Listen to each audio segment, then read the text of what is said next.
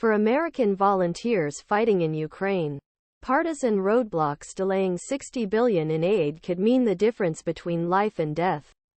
These warriors are veterans trained by United States, who worked in the American wars in Iraq, Afghanistan, who felt compelled to travel to Ukraine and join battle between what they see as good evil. This week they brought that message to Washington. "We're trying to convey a sense of urgency that they need help right now," said Gino, an American volunteer serving in the Ukrainian army who wanted to use his own call sign. Gino, a U.S. Army veteran, serves in GUR, Ukraine's military intelligence unit, and described shortages of weapons and equipment as well as low Ukrainian morale on the front lines. In a bitter defensive war against Russia that lasted nearly 2 years. He spoke to The Hill with 2 other former U.S. soldiers who served in Ukraine and the families of American volunteers killed fighting against Russia.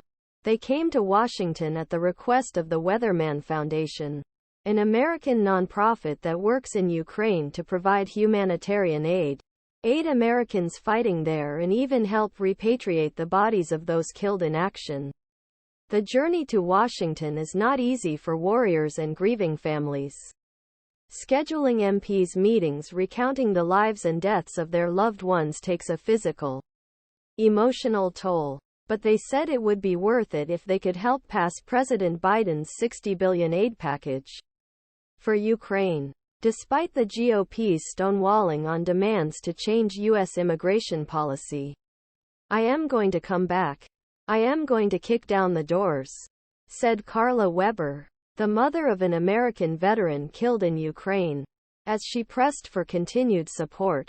His son Andrew, a West Point graduate and U.S. Army veteran, was killed in July while fighting in Ukraine's eastern provinces. "I plan to continue Andrew's work to the best of my ability," he said. "I have do what I think he would do, which is try to convince people take this fight seriously and see the big picture." He framed the resistance to Russian President Vladimir Putin's occupation as a fight for freedom against aggression and tyranny. "I would ask our leaders here on the Hill to put aside everything they think they want and do what is right, even if it means nothing to them."